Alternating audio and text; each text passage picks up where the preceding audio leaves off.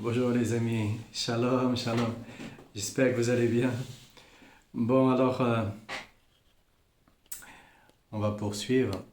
On a, on a une nouvelle Torah de Rabbeinu à étudier.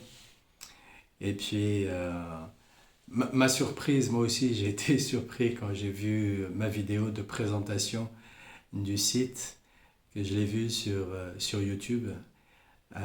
C'est un coup de mon administrateur qui l'a posté là publiquement. Donc vous pouvez aller regarder, hein.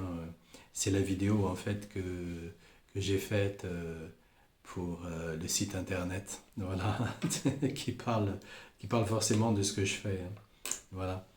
Donc au, au départ, c'est pas du tout un coup marketing, hein. Surtout que entre la vidéo d'hier où le titre, j'avais mis le malade doit guérir dans un sens large du terme, et ensuite le titre de la vidéo que j'avais mis en plus de ça, juste pour lui, pour qu'il ait un repérage et qu'il ne vienne pas s'en mêler les pinceaux entre cette vidéo qui doit être sur le site et l'autre vidéo qui devait être sur la chaîne YouTube. Voilà. Mais ça a été fait différemment. Hachem, il a voulu les choses différemment, donc je la laisse. Voilà, c'est comme ça. Voilà. Donc on va continuer. Et là, aujourd'hui, on est dans la Torah 8. Et la première phrase, c'est la phrase du chapitre 4 de Zacharie, verset 2. Et voici ce que je vis. Un chandelier tout en or et un récipient à son sommet, etc. Il faut savoir que les soupirs et les plaintes d'un Israélite ont une valeur en soi, car en fait, ils viennent combler un manque. Donc, pas s'en priver, mais pas non plus en abuser. C'est pas, Hachem, c'est pas un marchand de tapis, donc quand on le fait vraiment avec sincérité. Vraiment avec sincérité. En effet, le monde tout entier a été créé par le souffle d'Hachem, source de vie. Comme il est dit dans le psaume 33, verset 6, c'est par la parole de Dieu que les cieux ont été créés et toute leur milice, par le souffle de sa bouche. Et le renouvellement de l'univers s'effectuera lui aussi grâce au souffle divin, comme cela figure dans le psaume 104, verset 30. Quand tu libéreras ton souffle, ils seront recréés et tu renouvelleras la surface de la terre.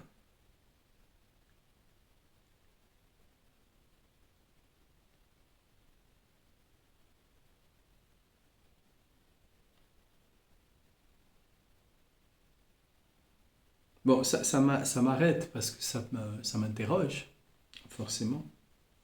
Enfin, ça m'interpelle plutôt. Ça m'interpelle plutôt. Voilà, ça m'interpelle. Donc, je vais surtout continuer pour laisser l'étude comme elle doit être. Et puis après, on verra. Et le souffle divin est également à la base de la vie humaine. Car l'homme ne vit que parce qu'il respire. Et c'est ce que dit le verset de la Genèse chapitre 2, verset 7. Et il insuffla dans son visage un souffle de vie. C'est également ce qu'ont affirmé nos sages.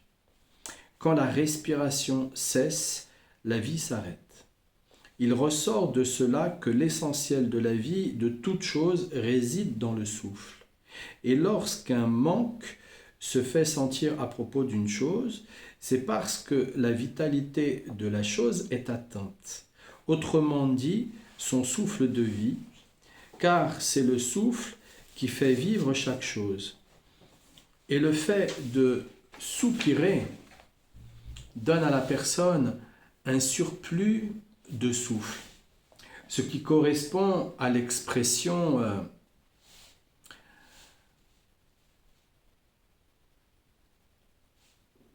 Acher apayem, oui, je crois que c'est comme ça, Acher apayem qui veut dire longévité. Longanimité, pardon, longanimité. Longanimité, c'est écrit. Et comme si quelqu'un prolonge son souffle. Car lorsqu'une personne soupire, il insuffle un souffle de vie au manque d'air qu'il ressent. Car pour l'essentiel, le manque d'air est dû à la disparition du souffle de vie. Et grâce au soupir, il complète l'air qui lui fait défaut. Bon, pourquoi ça m'interrogeait? Cette phrase-là, elle m'interpellait, et donc elle m'interrogeait, et il insuffla dans son visage un souffle de vie. Non, c'est pas si.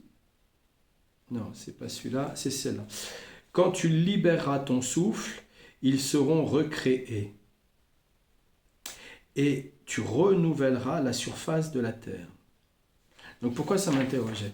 Parce que quand par exemple, on reçoit une forte émotion, ça peut arriver quand on prend un coup, ça peut arriver dans ce genre de situation. Et donc on reçoit une forte émotion, on peut avoir le souffle coupé. On peut avoir le souffle coupé.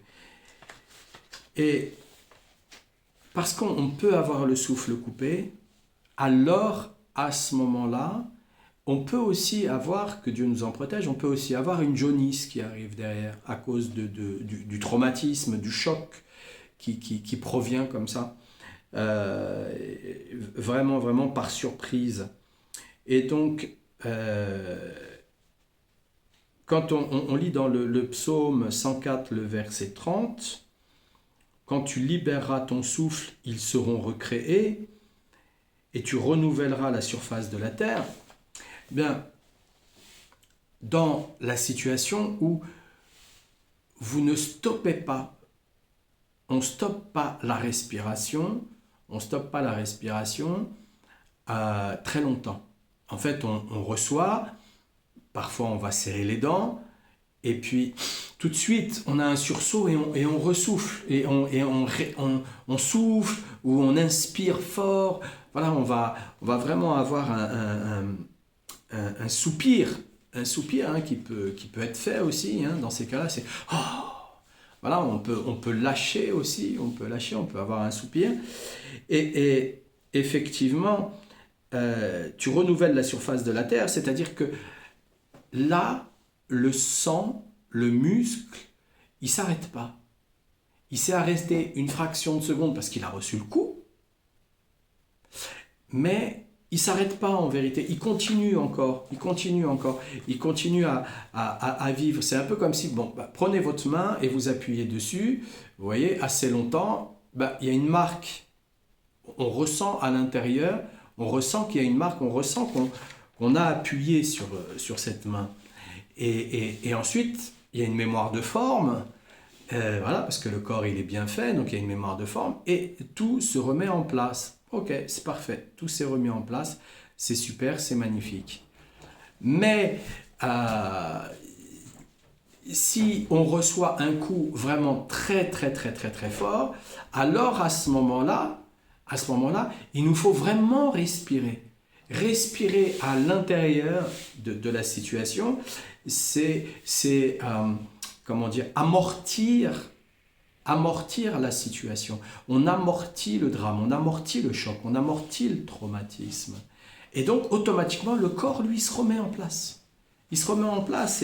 C'est ce qu'il nous dit dans le psaume. Il nous dit, et tu renouvelleras la surface de la terre. Voilà, tu libéreras ton souffle et tu renouvelleras la surface de la terre. Parce qu'il y a cette mémoire de forme, ça se remet en place, elle se renouvelle. Automatiquement, elle se renouvelle. Il y a pas, ça s'arrête dans l'instant, mais ça s'arrête pas pour toujours, en fait. Ça s'arrête pas pour toujours. Et donc, pour l'instant, on voit pas encore la relation avec le titre de la Torah 8, mais on va poursuivre et on va voir où est-ce que ça nous emmène.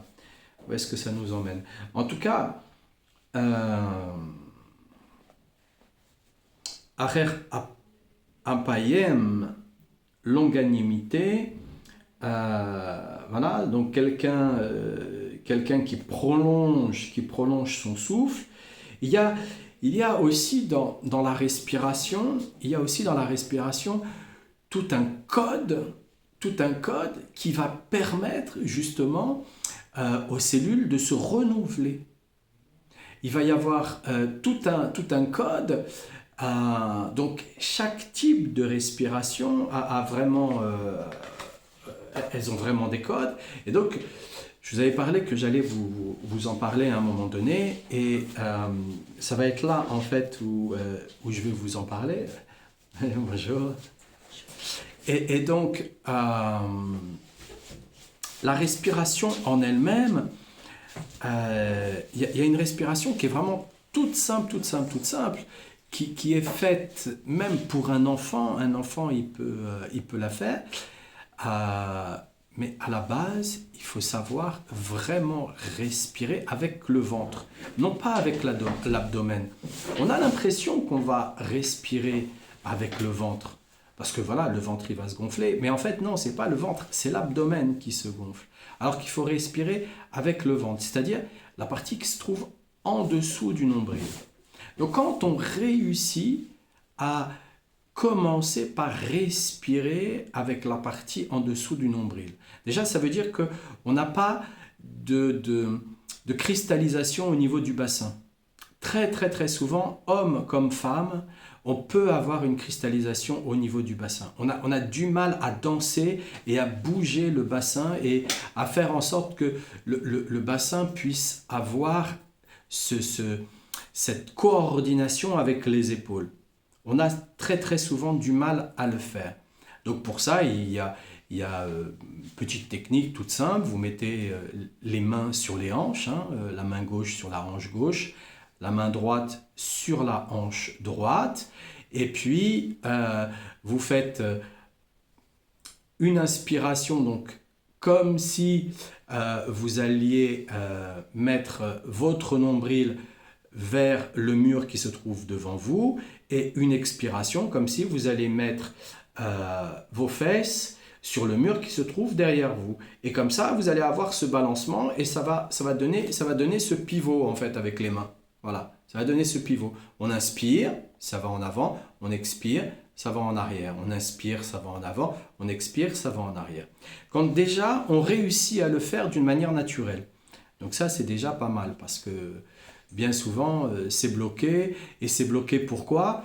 Parce que malheureusement, dans l'assimilation, la maman, elle a totalement oublié de masser l'enfant depuis la naissance de l'enfant jusqu'au moment où l'enfant il dit ça y est, c'est bon, je veux plus être massé, maman, c'est terminé, j'en ai plus envie, j'en ai plus besoin. Voilà.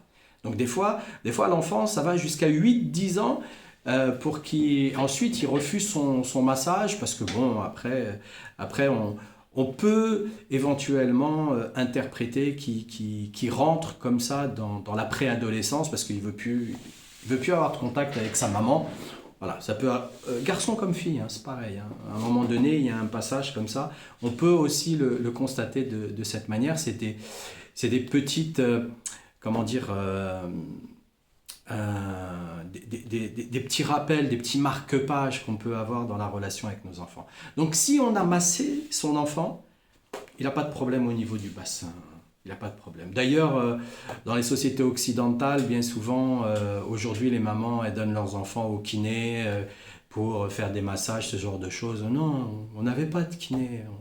C'était la maman qui faisait, c'est naturel. Le kiné, qu'est-ce qu'il a de naturel? Il a fait un apprentissage, il a un protocole, il applique le protocole. Il faut déjà qu'il apprenne l'enfant. Alors peut-être qu'il aura commencé à apprendre l'enfant en fonction de son expérience. Donc si monsieur ou madame, il a au moins 20 ans d'expérience derrière, il va aller peut-être un petit peu plus vite que celui qui démarre et qui a à peine 10 ans d'expérience. Donc non, la maman, elle tout de suite, elle sait. Elle sait, elle est en relation, elle est en fusion avec l'enfant, donc elle sait. Donc nos mamans, elles savaient le faire. En tout cas, moi, la mienne, elle me l'a fait. Ça a été comme ça, ça fait partie de nos traditions normalement, et c'est quelque chose qui doit passer de la mère vers l'enfant. Donc déjà, le bassin, il faut qu'il soit fluide. Ensuite, on apprend à respirer. Donc ça, c'est très simple. C'est très très simple. On commence par mettre sa main gauche en dessous de son nombril et on voit comment dans l'inspiration, on va décoller. On va décoller. On va décoller là, cette partie-là qui généralement, elle ne bouge pas. Elle ne bouge pas cette partie.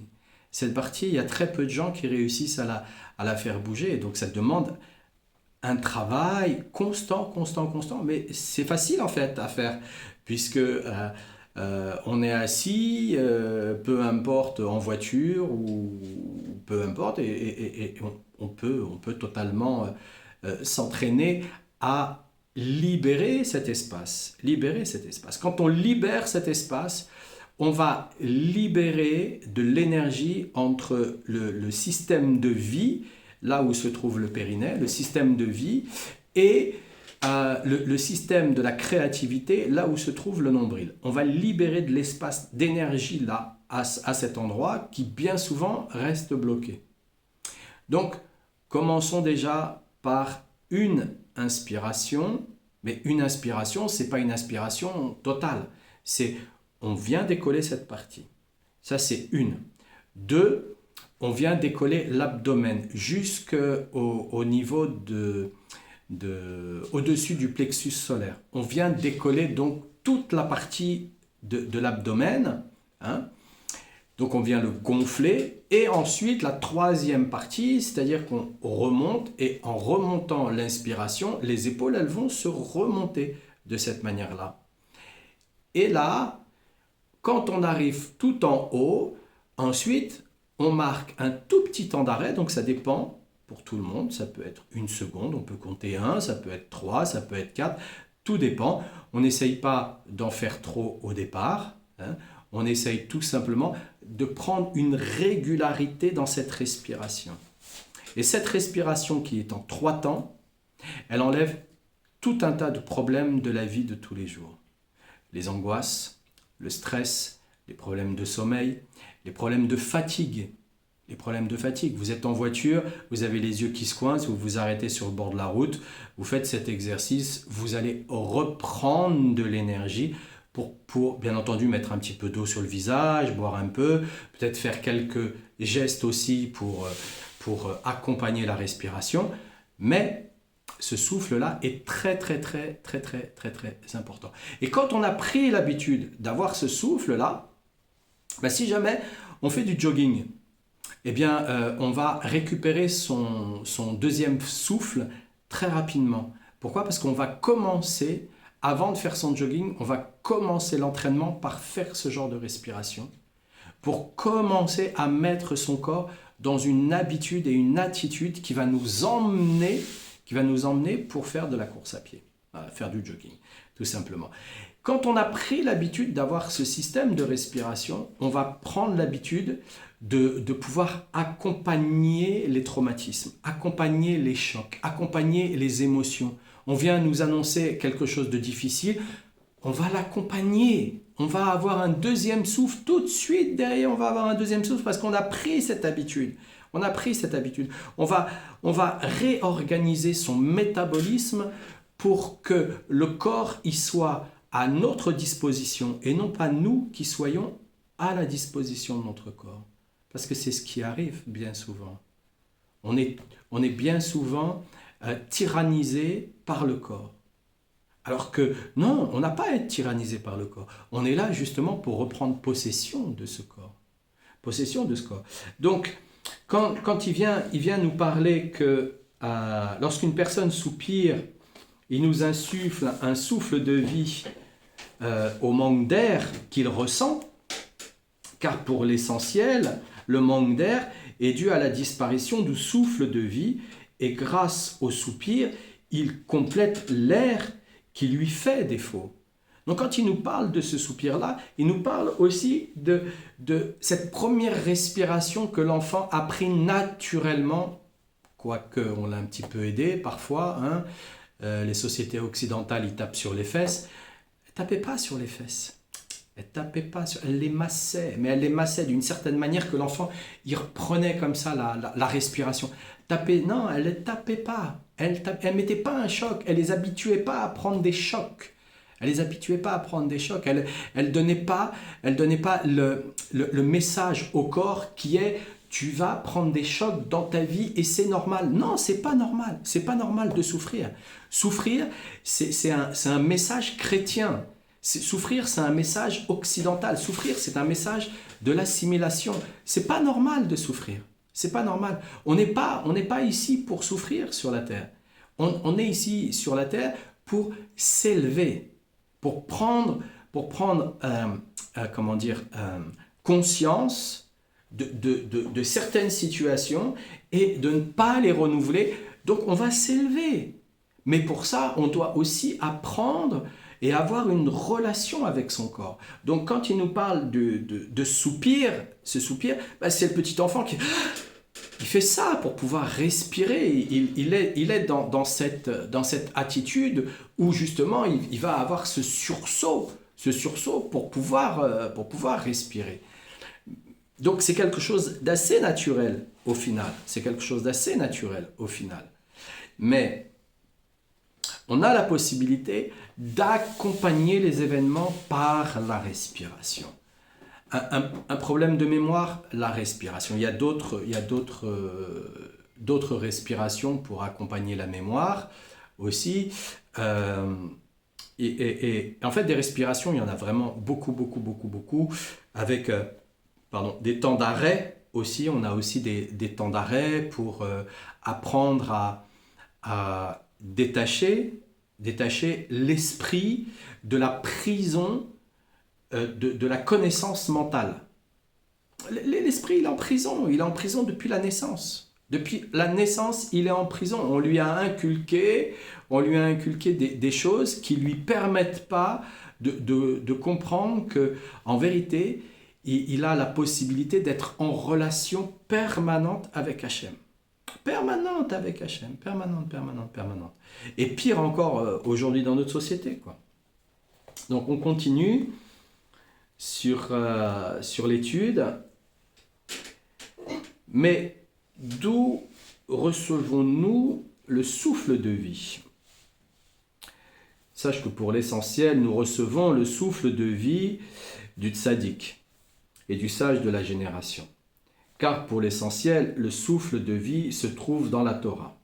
Comme il est écrit dans la Genèse, chapitre 1, verset 2, « Et le souffle d'Hachem planait sur la surface des eaux. » Il s'agit de la Torah et des tzaddik. Donc des tzaddikim sont fortement attachés à la Torah. C'est pour cela que pour l'essentiel, le souffle de vie se trouve en eux.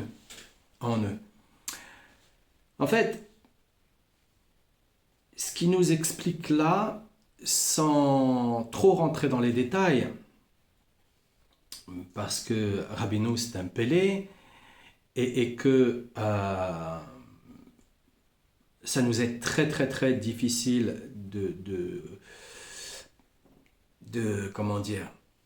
d'appréhender ce qui peut être véritablement. Ça nous est très très très difficile d'appréhender ce qui peut être véritablement. On a des quantités d'informations qui sont en nous et qui vont venir automatiquement fausser la vraie nature de Rabbeinu.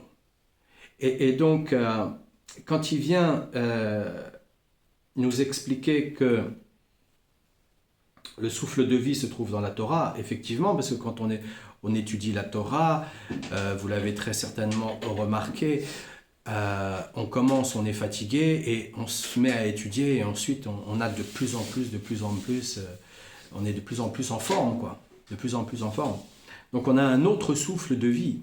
Les mots en eux-mêmes sont tellement positifs que tout notre métabolisme se met au réveil et notre âme, elle, est heureuse de l'étude.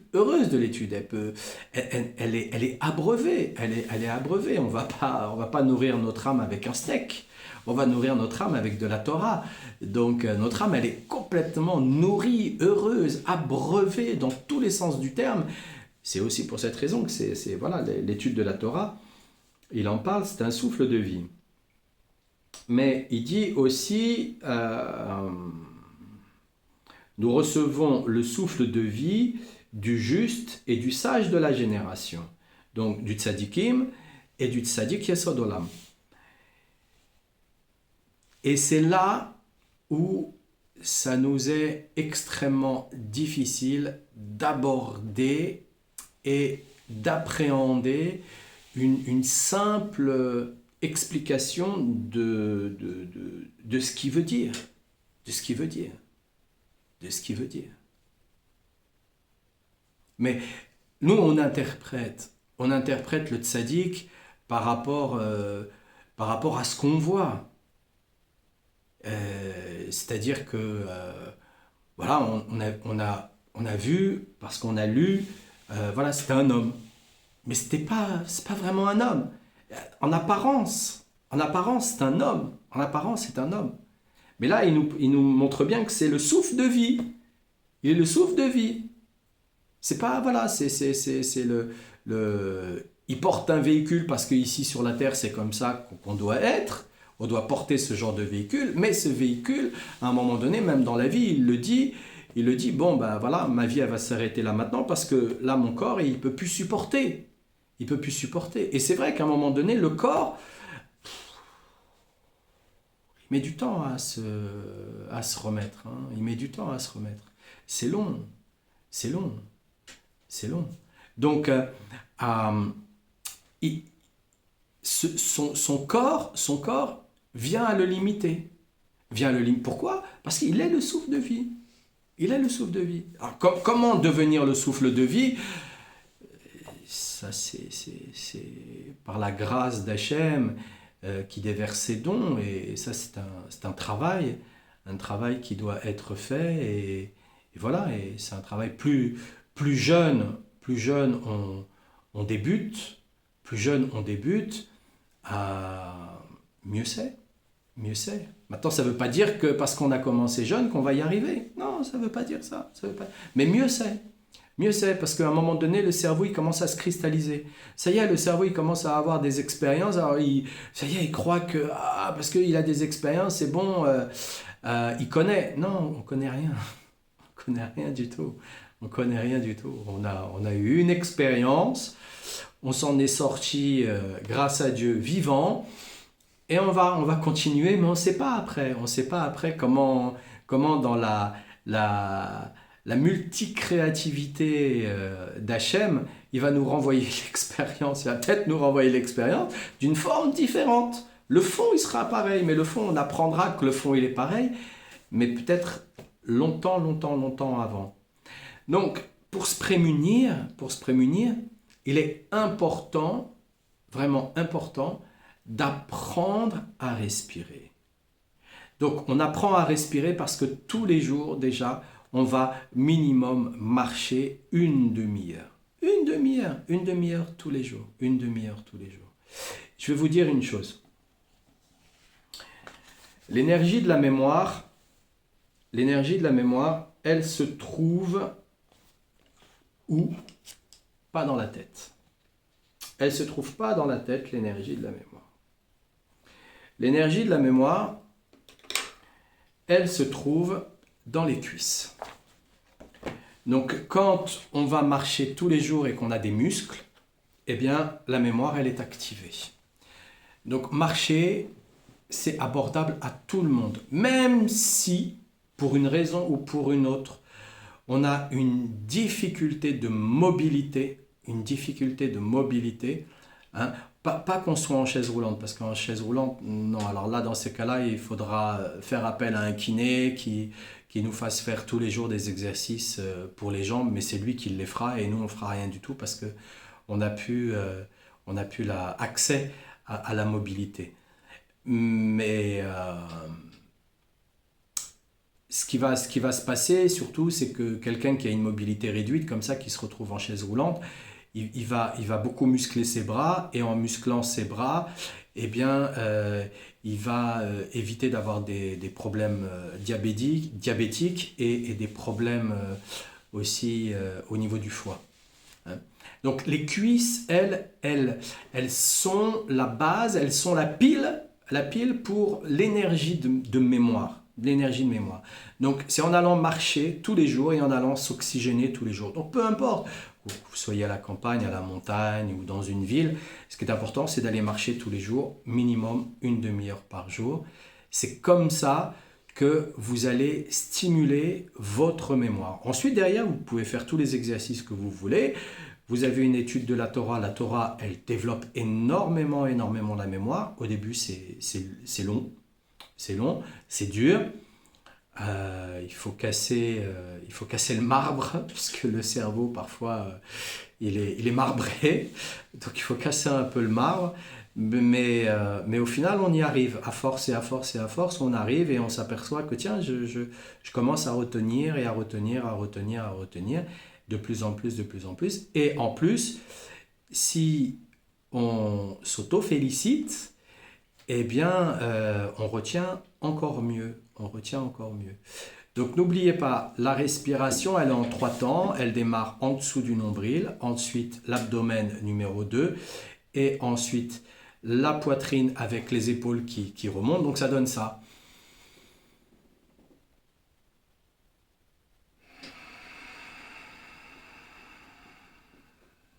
Et quand on expire, donc vous avez vu, j'ai marqué un temps d'arrêt dans l'inspiration. Donc quand on expire, les épaules, elles redescendent naturellement. On ne force pas en fait. Et le ventre, là, eh bien le nombril, c'est comme s'il allait aller chercher la colonne vertébrale derrière. Il force au niveau du bas-ventre et du ventre. En même temps, ça donne une paroi abdominale constante. Parce qu'en vérité, on n'a pas besoin d'avoir des abdominaux style plaque de chocolat. Universal Soldier ou c'est quoi, c'est Antiquité grecque. On n'a pas besoin de ce genre de choses, mais on a besoin d'avoir un maintien, un bon maintien. Un bon maintien. Et cette respiration, elle permet justement d'avoir ce bon maintien.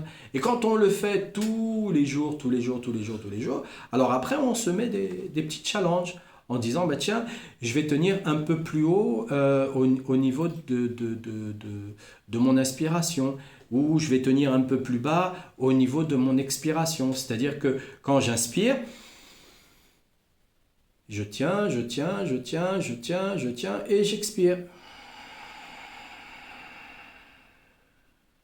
Je tiens, et j'inspire. Voilà, on peut passer comme ça. Alors au début c'est 1, après ça 2, après 3, après 4. Voilà, mais on y va tranquillement. Le but, c'est de pouvoir se renouveler tous les jours et constamment. Ça, c'est vraiment très important. Donc on y va toujours tranquillement avec le souffle et la respiration. De plus, dans la respiration en elle-même, celle-ci, elle améliore le transit et elle améliore la digestion. Elle est bonne. Celle-là, elle est très simple, elle est accessible à tout le monde et elle est bonne vraiment pour beaucoup de choses. Je voulais terminer en vous disant aussi que dans cette respiration,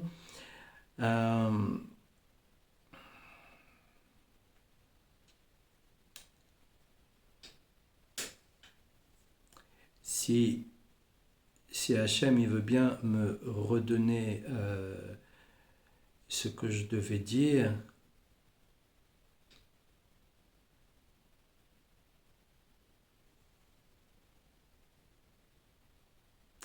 oui, dans cette respiration, alors surtout, si jamais il fait chaud, c'est-à-dire qu'il fait plus de 20 degrés, quand on expire par la bouche.